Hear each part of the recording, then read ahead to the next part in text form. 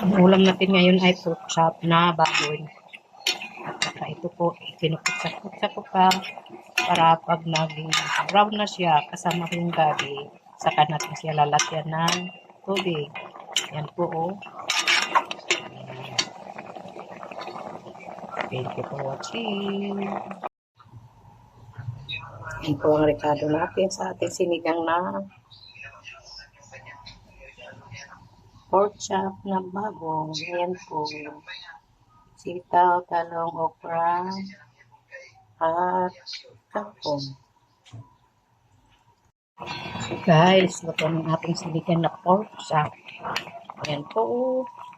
Wow, yummy yummy po. Daming gulay, oh. Hanggang bukas na to, ulam namin ng puso. Ayan po. Wow! Yummy yummy. Guys, luto na po ang ating sinigang na pork chop. Ayan po, oh. Daming gulay. Ayan po, oh.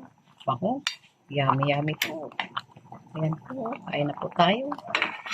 Sinigang na pork chop ng baboy. Kompleto ricados yan. Thank you for watching. Guys, ang ulam natin ay adobong tilapia. Yummy yummy po yan. Nilagyan ko tinggata, suka, at tuyo. At saka nilagyan natin ng ricado. Yummy yummy po. Kain na tayo.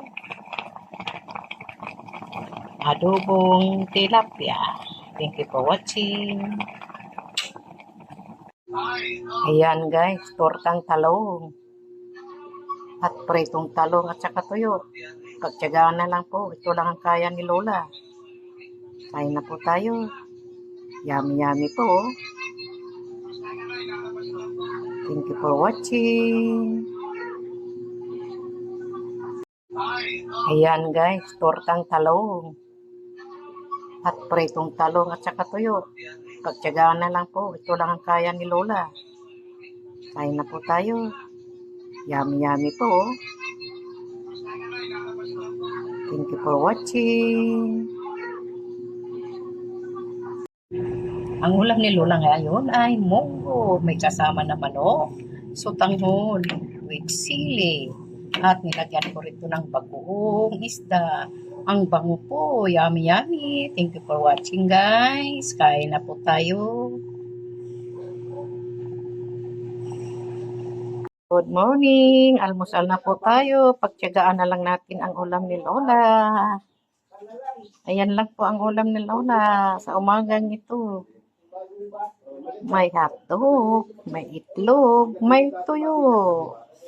Maraming salamat po. Thank you for watching.